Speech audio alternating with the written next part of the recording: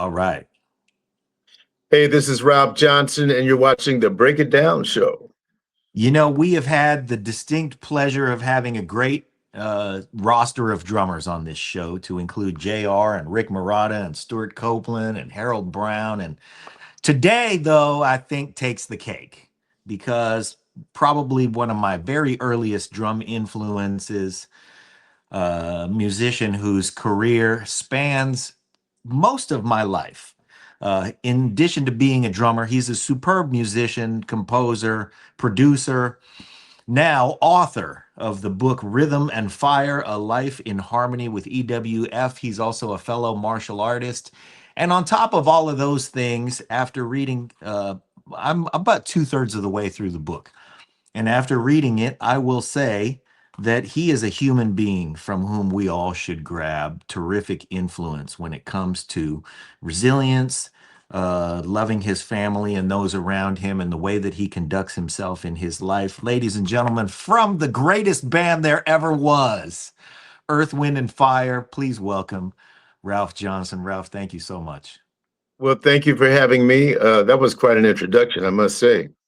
You said, did you say fellow martial artist? Are you a martial artist? Yes, yes. I operated a martial arts school in Vallejo, California for about 17 years. I am in what I would call semi-retirement, in that I bounce in and teach at other people's schools every now and again, and then get worn out by some of these young guys. What style? I am a Kempo artist mostly. Oh, yes. But like everybody else, you got to dabble. And I know that you have a couple of black belts. You have a Kung Fu black belt and a Tang Soo-Do, maybe? Tang Soo-Do, first degree in Tang Soo-Do, and a third degree in San Soo Kung Fu. Kung Fu San Soo. All right. So you've been at it a while. Yeah, and it's I love it. You know, I like, you know, the physicality of the whole thing and the techniques. It's quite a learning experience. But I was going to say, I used to fight in Ed Parker's international tournaments down in Long Beach. Right. Yeah, as a Kempo artist, he's at the top of my lineage, of course. Yeah. He is let's see, it goes Ed Parker, Chuck Sullivan, who's also down there, Doug Meeks, Jerry Bull. So he's my great grandfather. Yep.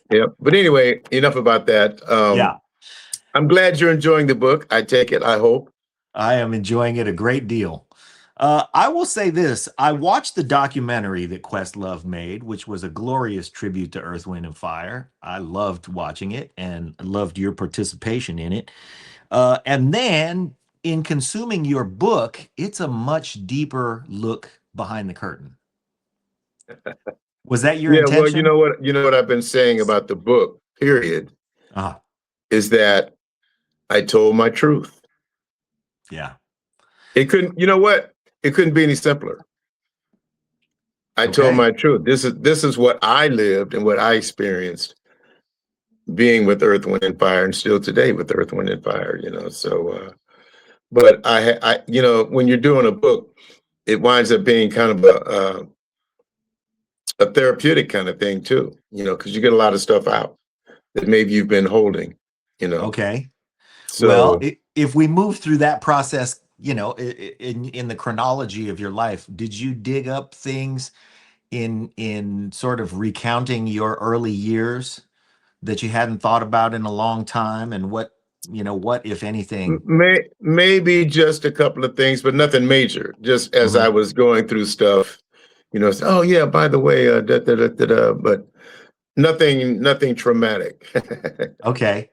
You know. Well, so in terms of the topics that you went through as you chronicled your truth, were there things that were difficult to talk about? No, not really.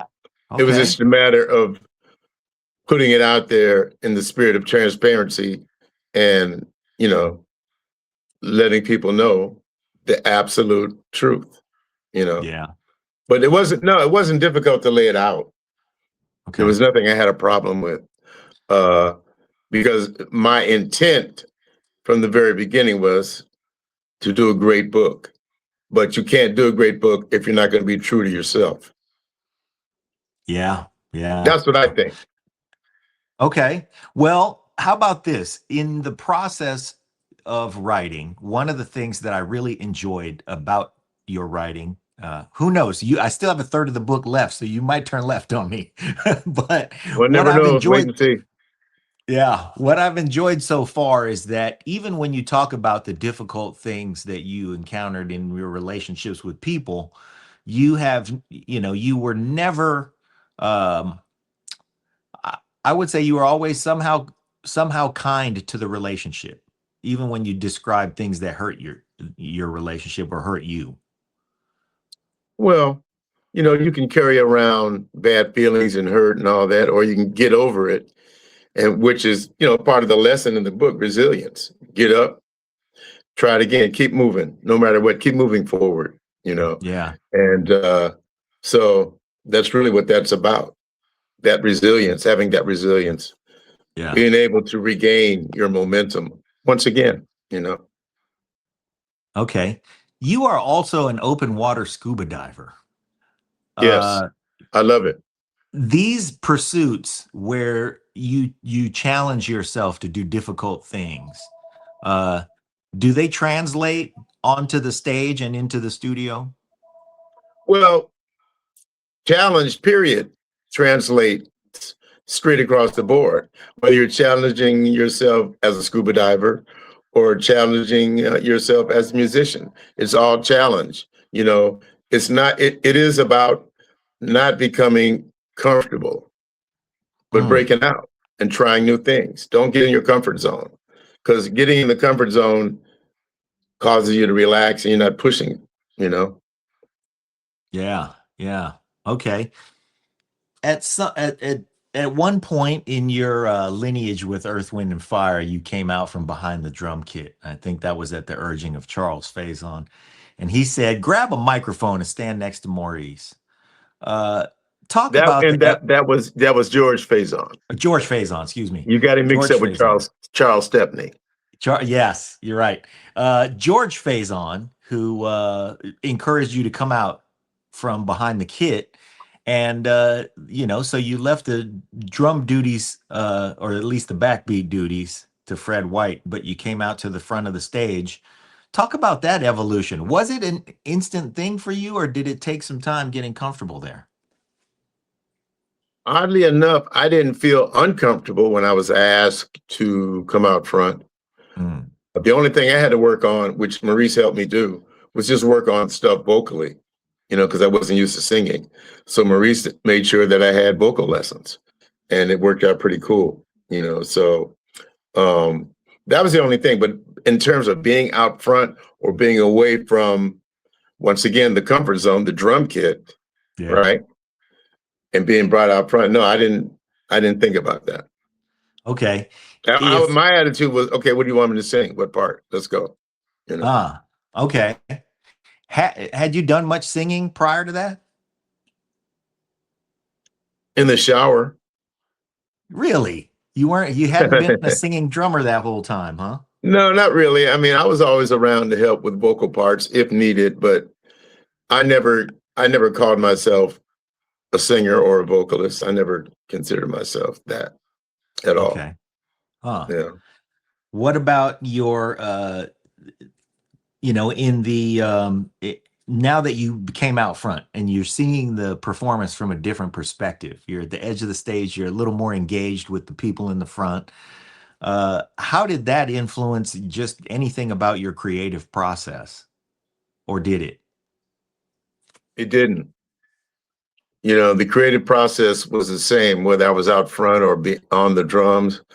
My creative process always maintained a certain level, because what was it? It might have been about creating something on the drums. It might have been about creating something in a song or whatever, creating a dance step, whatever, working on a dance step. The Mhm. creativity was always the same, always. Okay. When you're writing the book, how much thought do you give in the composition of the book to uh, showing us something about the philosophy of Earth, Wind, and Fire, or did you just make that book breathing in and out, and that philosophy exists within you now? You would see it intertwined as you read the book. You would see that you would pick up on the philosophy of Earth, Wind, and Fire. And Maurice's thing was, hey man, put together a great band, handpick the musicians, pursue this vision that he had, have a band that could do more than play one genre of music, have a Mhm. band that would have a great presentation. And that's what the vision was. And that's what we followed, you know. Okay. There was a particular performance, I think it was at the Uptown Theater in Philadelphia, where you guys early on in the Earth, Wind, and Fire canon came out to the stage and you sat down and meditated for a minute while you observed the crowd going from booing you and wanting you to get out of the way and bring up the previous act or something like that. And eventually they just caught your zen and came around. That Talk was about that. that was a pretty bold move on the part of Maurice, because what he said very simply was, look, here's what we're going to do. We're going to go out here. We're going to all get in a lotus position and we're just going to stare at the audience. Who did that? Nobody did that kind of stuff, but we Nobody. did it and we got them too. At the end of the night, we had them, Yeah. If you're going to make a bold move like that at a place where the audience is going to tell you the truth and tell it to you pretty immediately, you have to have some amount of patience and perseverance to stand there while you kind of wear them down. Yeah, and you have to believe in your vision. Are you on the right Okay. track with this? Are you trying some stuff that is so far out it'll never be accepted? Or, or are you starting something new? Are you trying to do something? Are you trying to break through with something else? So that was part of that whole thing. Yeah. And because it worked, I would say that probably emboldened you. Is that correct? Well, that certainly helped to reinforce where we were coming from, or where we would be coming from, because at that point we were now in the embryonic stages of what would become this thing we do on stage without the theatrics, and it was a whole production. That was the Yeah. beginning of that. Embryonic stage for sure.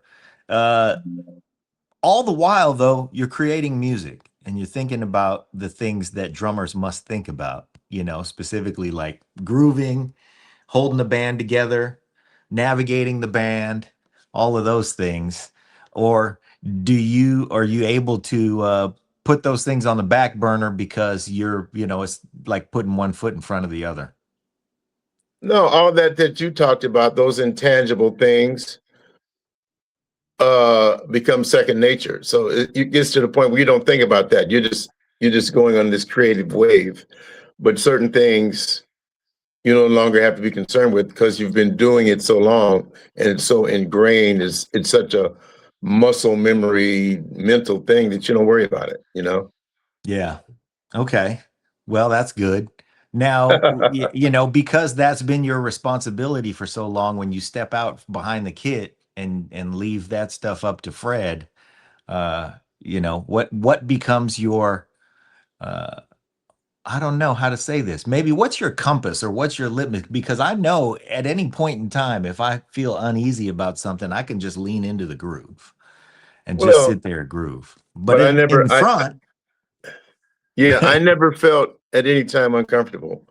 okay. After I made the switch and came out front, I just took that in, absorbed it, and made it my own, which is what uh, George Faison would tell you that in a minute, make it your own, you know. And Yeah. so that's what I did. I didn't worry about it. So as the meteoric rise is happening for Earth, Wind, and Fire, and you're taking the world by storm, and all of these things are happening in your life, at some point you um, have to take stock in the fact that you are you are important enough that you can reach out to anybody you want. Was there anybody that you thought, now that I'm famous and that Earth, Wind, and Fire is doing all these things, I've always wanted to? I know in the book you mentioned that you always wanted to play with Keith Jarrett, but who did you say, I'm going to call this person and I bet they take my phone call? Well, I only had one real real situation like that, and that was with the great Saida Garrett Oh, when we worked on a Christmas song together. And I was a little intimidated about calling her because she had worked with Michael Jackson. I didn't know what that reaction was uh-huh. going to be, but it worked out perfectly. I mean, we wrote this really great Christmas song, you know. That's the only person I ever had any intimidation regarding calling them up, you know. Yeah. But you have now, I mean, the world sees everybody a little differently, but if I got a phone call from Michael Jackson, I'd be pretty excited about that. Getting a phone call from Ralph Johnson will make me pretty excited too. And doing this is, of course, making me very excited about getting to talk to you. But you never exploited that to say, I always wanted to meet so and so. I'm just going to meet this person. No, not really. Okay. No. That Let me tell you a secret. The only time I play the Earth Wind card is when I'm trying to get into a restaurant. okay. Does it work? Yeah, most of Still? the time it works. Yes. Yeah. Yeah. But Okay. I don't, Well, in terms of trying to get to meet people, I don't really care. yeah. There's nobody I'm excited about meeting anyway, you know. Okay. All right. Nowadays, I mean, Earth, Wind, and Fire, after Fred chose not to come back, you guys brought in Sonny Emery. He's amazing. He stayed there for a while. And then came John Paris. Yeah. And John Paris has been there for a good while too. Uh, what about the differences between Fred and Sonny and now John? How do you think the three of them, approach the music differently? Sonny was an absolute technician, absolute showman. Mm. Uh, when you put the spotlight on him and told him to do a solo, he would wear it out. John, uh, excellent soloist, although I look at John sometimes because I hear what he plays at sound check, and I wonder if he really knows how good he really is. Because he's really very good. And Freddie was a very excellent 2/4 backbeat drummer. It wasn't that he was a killer soloist, but he was very good at just keeping the groove. Mm-hmm. How are you as a soloist? I'm okay. What do you in what genre? What do you want to hear? You want to hear some rudimental stuff, or you want to hear some jazz stuff, or what do you? Where are you strongest? We're getting super drum nerdy now. Now, do you play drums? Yeah, I'm a drummer. Mm-hmm. Oh, okay. Oh, see, I didn't. Oh, man. Okay. Yeah. You know anything about Gary Chafee? Yeah. You don't know about Gary Chafee. He's a little before my time, but just a little. But I definitely know about John Paris because I live in the Bay Area. And so of Well, all then, those right, drummers that right, we right. mentioned, but I would guess though that, his drumming is I don't know. I mean, it's probably a great great update for whatever you want to make changes to the show or whatever. He's Oh no, he's no. Man, John is excellent. Yeah. But and John is also a great composer and producer. Would you? I mean, he can go into the studio and put some stuff together. He really can. Yeah. So, but if you're going to bring up Gary Chafee, would you consider John's playing? Would you look at that and think? Because I think about the older players and the more traditional players a little differently. Well, or am I approaching this all wrong? Well, we were talking drums, and I was going to ask you about your drum library because when I brought up Gary Chafee, I have several of his books that I study out of, and I was just wondering if you'd ever looked at any of his stuff. Do you read? My reading is terrible. Okay, so that's what we got. All right, that's what we got to tighten up. Okay. Okay, well, listen, I'm going to write that down because when all this time I've been playing for a minute now, and I've been getting by without being a strong reader. And Well, I you know, teach. I oh, do do you? teach. Yeah, I do. Okay, Yeah. You I know, remember you need to get, you know what you need to do? Get up, pick up Ted Reed Syncopation. Ted Reed Syncopation. Get it All right. and start looking at that. Now, if I wanted to improve my chops as a soloist, what tips do you have for me there? Well, I'm glad you brought that up because that's very simple. The thing is, you got to have a foundation. What do Mhm, you put? And which is why I encourage my students mhm. to study the rudiments Okay. because everything you've heard a drummer ever play is based on some kind of rudiment, man. Right. There's no getting away from that, no getting around it. Yeah. So start off by studying. I mean, for instance, start with the paradiddle. Mhm. Start with the paradiddle and just work on that. Work on getting it around the drums. Can you play a paradiddle? Yeah, I play paradiddle okay. Okay. But working it out around the kit, that's going to help me be a better soloist, I imagine. Yes, absolutely. There's no doubt. So your advice is based on the rudiments. I should just take the rudiments and take them for a walk around the kit and Yeah, get a little more begin to study the rudiments, and you'll start getting ideas. Yeah. And then you'll just branch out and stretch out. Okay. Yeah. I have there's a player here in the Bay Area I love very much. He's like my big brother. Who's that? His name is Rich Aguan. Okay. He is he's a fantastic soloist. And whenever we start to exchange ideas, of course, he starts to bring up rudiments. And I go, okay, you're right. I got to tighten up my rudiments. I guarantee you, stuff you're hearing him playing his solo stuff is based on rudiments. Yeah. Because all the things that I hear him play, I go, yeah, I should. How come I can play that? I wonder why I never thought to play it, but it's based on that. And the other thing about him is for approximately 1 week in between Sonny and John Paris, he came and played with you guys. But he was he has been in a long-term relationship with the Whispers. So, I know exactly who you're talking about, and he's an incredible drummer. yeah, he's terrific. But anyway, let's get back to your book. One of the things that I really enjoyed, not that I enjoy reading about your pain, but I enjoyed the way that you talked about the 6 years that Earth, Wind, and Fire had paused, or for all you knew at the time, called it quits. Yep. That is really a story of perseverance. I had to quickly figure it out.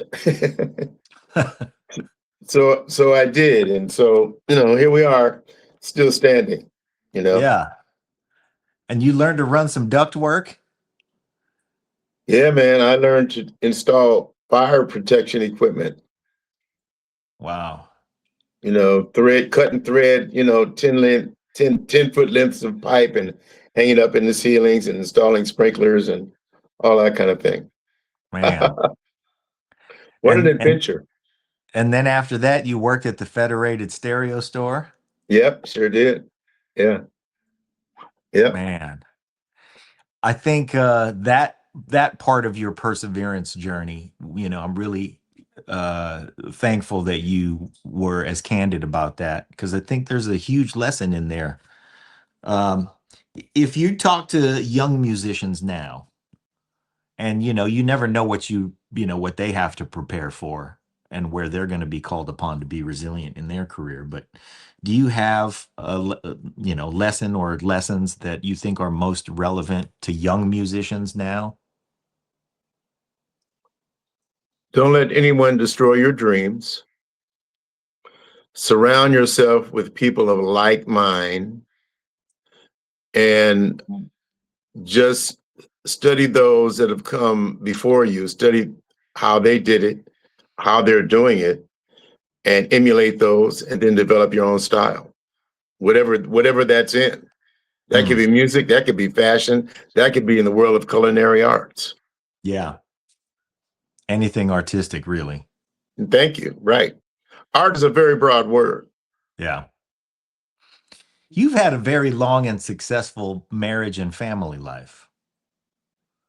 Yeah, it'll be 47 years this year. Wow. Married. Terrific. How do you think, what do you have to do to get through the business of, music and entertainment and have that kind of success in your family life? Because naturally, a lot of people succumb to temptations and stuff and don't pay as much attention. What was it for I you? think it starts with communication and having an understanding that, hey, this is what I do. This is what you're going to be doing.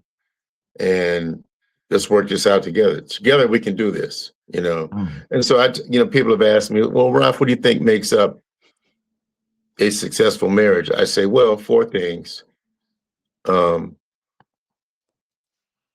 Respect, communication, common interests, and a sense of humor. Okay. Respect, communication, common interest, and a sense of humor. Yep. Do you think that common interest is something that you that you look for, or do you develop common interests as you? No, it could, because once you guys start to talk, you'll figure it out that, oh, you're interested in cooking, or you're interested in art or fashion, whatever. It comes out in the conversation. Yeah. It's not like you have to say, okay, tell me what your common interests are. Yeah. You don't have to do that. You also had maybe the richest family life growing up of any musician or artist that I may have read in any biography. Your parents stayed together a very long time, and you did all kinds of wholesome stuff when you were growing up. You were a Boy Scout, and they really laid a foundation for you. Yeah, they were very, our parents were very supportive, and they made sure we had everything we needed to keep moving forward. And so, like, I could come home from school and jump on my drums and start to practice. And I never really had, I never heard them say, get off the drums, it's time, it's getting too late. I never heard that, so, and still today, man, I sit up, I was practicing before I came online with you, Uh-huh. I have a beautiful DW drum. What do you play? DWs. I'm gonna show you a beautiful drum set because I have my love phone. to see it. Oh man, look at this. Can you see that? Oh, you got the matte black. That's not black. Oh, look at is this it color. not? Can you see that color? Not really. I'm just seeing the light shine on it, but it looks like a matte finish. No, it's like a bluish green. Oh, come on. Oh, whoa. Now I'm seeing the grain. Okay. And then this is 24 karat plate gold. Come on. Yeah, that's a beautiful drum set. Yeah, those are my babies. And this is some of the stuff, relationship some of with the DW, material, or did you buy that? some of at the material I store? work in when I'm practicing. Okay. I see. So that's what we got. I'm looking at your hand, Ralph. Scoot your hand say over what? so I can see. I'm looking at your hand. Oh, Your hand is in front of the lens. okay. Let me see that. Let me see that sheet you were working on. Okay. Let's see here. Did we freeze our lens? I can see you. I can see you. Oh, okay. There we go. Okay. Okay. Aha. And so you still work out on it all the time. Absolutely. Yes. I take my stick, my pad, and my drum books on the road. Mm-hmm. Terrific. Yeah. Yeah. That DW drum set that you have there, do you have a relationship with DW, or did you just buy that at the store? No. I have a relationship with DW because John Good, who runs the whole artist relations and really runs the whole thing, Yeah. used to be my drum tech. Oh, no kidding. I Yeah, did not. I was not aware of that. I you know asked that him. he. I know that he hosts Monday night football parties. Do you ever go to his Monday night football Yep, parties? yep, yep, yep, yep. Super Bowl parties. Yep, yep. Yeah. You know. I heard that from J.R. Robinson. He said, Yeah. "Man, you got to come to one of these John Good parties. He has parties for Monday night football and for all the football stuff." Well, So, so now, how long have we been online here? 30 minutes? yes. Okay. How much longer are we gonna go? I'm following you around. I'll follow you around all day, or Okay. respect All your right. heart out if you Now I've have a got heart out. no. I got a couple of things to do before I get out of town here next week for sure. Okay. You All know, right. but this was a very interesting conversation. Well, I'll tell you what, I didn't prepare for it because I thought, this is the book that I really love, and I'm just going to ask questions right off the cuff. And instead, while I did get some questions answered about the book, I also got a reminder that I need to take my pursuits more seriously when it comes to the academia of the drums. And I Yes. heard that straight from Now Ralph Johnson, so I better do that. get into shape. Absolutely do that. You know. I want to close this up by giving you an opportunity to talk about something that I heard in the book that I think is the overarching lesson that you would want to put out to all of us. But I'm going to also give you the opportunity to correct me if there's something else you want to say. But one of the things that you said that was imparted to you by your parents was, if you work hard, you work honest, you can turn effort into opportunity. Absolutely. Yeah. You know, look, when opportunity and preparation come together, you can have success. Think about it. Mm-hmm. Opportunity, preparation come together, success. You know, so always shoot for a personal best in everything that you do. Shoot for a personal best, and man, just keep moving forward. That's all I can tell you. These are the wise words of Ralph Johnson. Ralph, when you and I meet in person, I feel like I am obligated to show you that I have taken my rudiments more seriously, and that I have become more of a student about the reading, and that I need not betray this gift to be able to play the drums for people. Well, By on, before I go, I didn't mean to cut in, but before I go, I'm going to give you an exercise to work on. Okay. And what you're going to do is, with your hands up top, you're going to play doubles. So you're going to play right, right, left, left, right, right, left, left. You can play Okay. it on the snare or a pad, but on the feet, you're going to play right, left, right, right, left, right, left, left. You're playing paradiddles on the feet Paradiddles on the feet, but at the same pace. at the same pace, and doubles up top. Try Okay. that. Let me know how that works. Uh-huh. I'm not gonna try it in front of you and embarrass myself, but I'm gonna work on it, and I'm gonna check in with you, and Okay. we're gonna do it, and I'm gonna take this opportunity to improve and make sure that you don't that I don't uh embarrass myself in front of you either. Ralph Johnson's book is called Rhythm and Fire: A Life in Harmony with Earth, Wind, and Fire. It is a fantastic read. You're going to really enjoy it. And once again, given us so many great memories and markings of time in our lives. Pretty much doesn't matter where you are, where you grew up, or what you've experienced. At some point, some amount of Earth, Wind, and Fire and Ralph Johnson's work has punctuated your life. I'm positive of that. Ralph, thank you so much. Thank you for having me. I've really enjoyed it. And let's hook up at some point. Okay, that sounds great. I'll get to work. All right. Be good.